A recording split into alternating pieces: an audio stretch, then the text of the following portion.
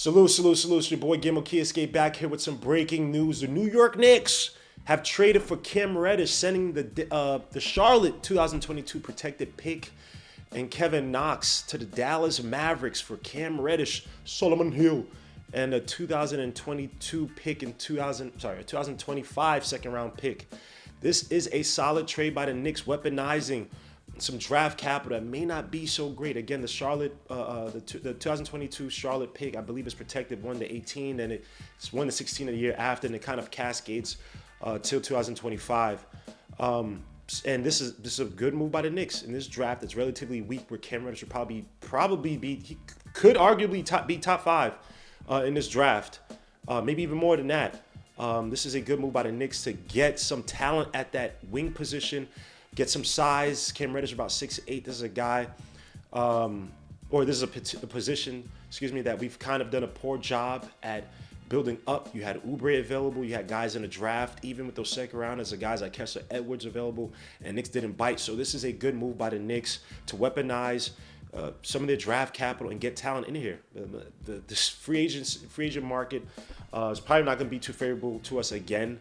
And a lot of teams don't have cap space, so there's going to be a lot of signing trades, and it's good that the Knicks start off, get this off right before other teams could creep in and try to take a guy like Cam Reddish. Now, there were rumors about him possibly going to the Pacers this summer.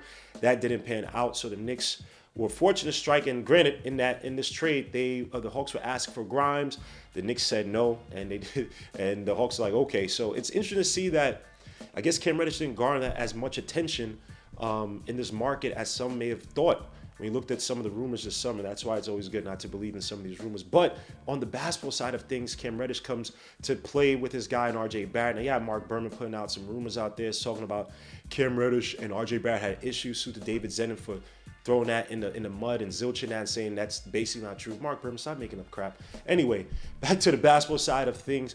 You have Cam Reddish, who is good in he's a good spot up shooter. He's a guy who can operate in the pick and roll. It's something they did try to work on with him last season with Lloyd Pierce. Obviously, Lloyd Pierce and Cam Reddish, which I'm told about in a little bit, didn't pan out. But he operates really well in the pick and roll. Now, other parts of his game that kind of struggle, moving off the ball sometimes is a little bit inconsistent. His isolation game still needs some work. But he is coming in with two strengths that fits in Tom Thibodeau's offense, which is shooting from the outside. Let me look up his shooting regarding the corner shots and also the pick and roll. So corner shots, of course I can't spell. Corner shots, he is shooting about 28% from three, off of 45.5% of all his threes coming from the corner. So he definitely has to work on that. But again, he is a solid outside shooter. And defensively, he's a little inconsistent. You see flashes here and there of him be able to protect at the rim, him be able to get steals, but it's all inconsistent with Cam Reddish. He has all the measurables, 6'8", decent wingspan, but he just has to put it all together. So we'll see, man. Cam Reddish, this is an interesting move by the Knicks. Now, on the behavioral side of things, now there were issues last season with Lloyd Pierce where some players did not like the approach that Lloyd Pierce was taking with a guy like Cam Reddish. They felt like he was picking on Cam Reddish, harping way too much on his mistakes. So I get, and obviously your boy Lloyd Pierce is not there anymore, so things didn't work out. He did flourish a little bit with Nate McMillan. I know he came off the injury last season, and this season, the spurts, you've seen him kind of show his offensive prowess. He's had some games like the Magic game where I believe he had 34, 36 points. So the kid has talent. It's all about his behavior. It's all about his approach to the game. Now, granted, he also was kind of misused at Duke, where he was used as an off-ball shooter versus being used on the ball like he was in high school. Granted, it's high school film, so you can't really go off of that. It's to see how Tom Thibodeau utilizes him. I believe he'll probably be coming off the bench. I still think that Burks will definitely be the starting guard for now until guys get back healthy, the guys like Kemba, as well as Derrick Rose. But I think that lineup, once the rotations kind of mix during the game, it'll be interesting to see who the ball handlers are. Again, RJ Barrett being put on the ball more, something I've asked for a while. It's starting to come to fruition, and it looks really good. Him operating, whether it be in the top of the key, whether it be from the wing, for the pick and roll. It'll be interesting to see how they use Cam Reddish on the ball as well, too. If they make that interchangeable between two big old guards or wings, whatever you want to call them. operating primarily on the ball late in games. That would be fun to see between R.J. Barrett and Cam Reddish. But this is a bang signing by the Knicks. I have no qualms with it. Again, I have my issues with the front office, but this is something to kind of offset, some of the negatives I thought with the front office. I think that this is the right direction Knicks are taking. I wonder what the other moves the Knicks are thinking about. Now, you got guys out there like Jalen Brunson, guy I talked about last season. Guys, you still got guys like Miles Turner. How do they weaponize that protected Dallas Mavericks pick? Were they saving Grimes to possibly trade up for a bigger player? Remains to be seen. I'm not saying they do trade Grimes. I'm not trying to kill the kid.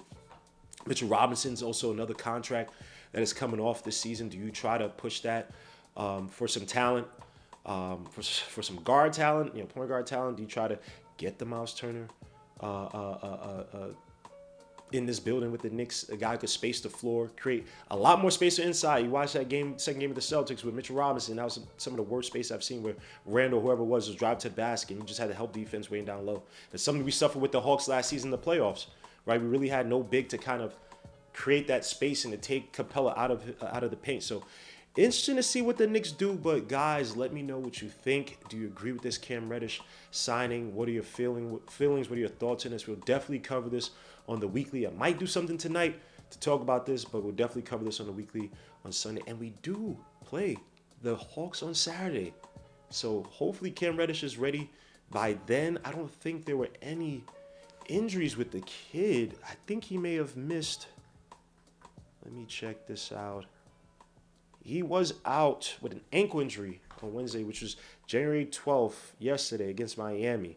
So he may or may not be playing on Saturday. We'll see how healthy he is, but it'll be interesting to see. Again, this is getting Cam Reddish here. Remember how R.J. Barrett played with Team Canada, having another wing who could run the floor with him, who could be aggressive, who could play to his flank or play on the ball, and R.J. could play off of it as well, too. We needed that. We needed that, and we may have gotten that with Cam Reddish. Again, Cam Reddish isn't panning out. It's a good gamble. Gave up a first, a protected first. You gave up a player that really didn't pan out.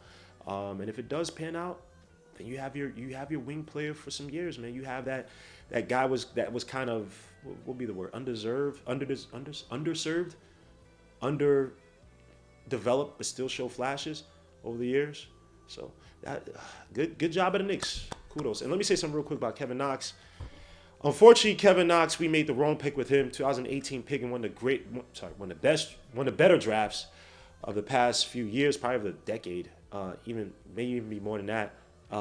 It just didn't pan out. The kid got a lot of heavy minutes his freshman year, a rookie year. Offense was never really geared to bring out what he did at UK, but just too many things were just missing with the kid. I think a lot of it has to do mentally. Assignments he was missing. Backdoor cuts he was always a victim of. He was never really adept on the ball. He's really, really good as just a catch and shoot kind of player. And so it's good the Knicks were able to clean up the mistakes of yesteryear, something we couldn't do with guys like Frank Ntilikina, and some other bad picks we've made in previous years. So good move by the front office. Again, I'm interested to see how they're going to weaponize some of these other picks. And I'm interested to see if they weaponize our first-round pick for this year, our pick for the 2022 draft. Again, we don't come in the top 3. We don't get my son Jaden Ivey. We don't get Paolo Banchero. We don't get a Jabari Smith.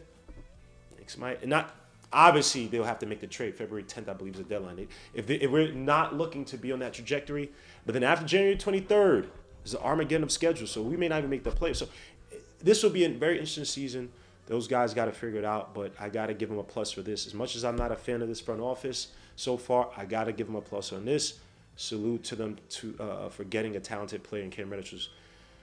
Should ring some bells in New York. And by the way, real quick before we end off, man, got to give this to Tom Thibodeau. This would probably be his second biggest job in terms of getting it right or trying to fix a play, try to get him to reach their apex. I think the first one was Cat. Didn't really succeed in that, but he's had some successes in the past. Obviously, people say Jimmy Butler, but I mean, guys, I guess that didn't have much to say. This might be his toughest assignment because Jimmy Butler is kind of on that same level mentally. They kind of operate on the same level. Again, Jimmy Butler's ascension is great. It's wonderful, but he it was easier than, say, a Cat.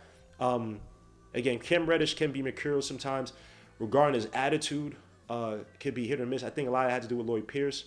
But I think he's one of those players. He's talented. He's looking for a place where they finally recognize his skill and they actually work to strengths. He feels like he's an important piece of the team. So Tom Thibodeau has his work cut out for him, but I think that this is a good talent to have for a Tom Thibodeau type. You know, I think they made a mistake with guys like Evan Fournier. No offense. I know Tom Thibodeau wants more shooting to expand the offense, but getting a piece of clay that kind of fits what he's always been able to do best, which is kind of, you know, use these big old guards and wings to handle the rock, play off of it as spot-up shooters in the corners and the wings, and play some defense. I think Cam Reddish can be a better defender than Tom Thibodeau. Definitely be a project of Tom Thibodeau that might show his worth if you get Cam Reddish to reach his apex. But guys, let me know what you guys think. I've been battling on for too much. This should be an interesting rest of the season with Cam Reddish on the team. I like the move a lot. Some people have been calling for Cam Reddish since that RJ Barrett draft. I wasn't one of them, but I did like the kid's potential watching with the Hawks. So this will be interesting to see. But guys, let me know what you guys think. Was this the right move by the Knicks? What do you think they're gonna do for the rest of the season? Who else do you think we should go after? How we should weaponize some of these picks that we have? Let me know what you guys think in the comments. Make sure to leave a like, subscribe to the channel. Until next time, guys, peace, salute, God bless. We out.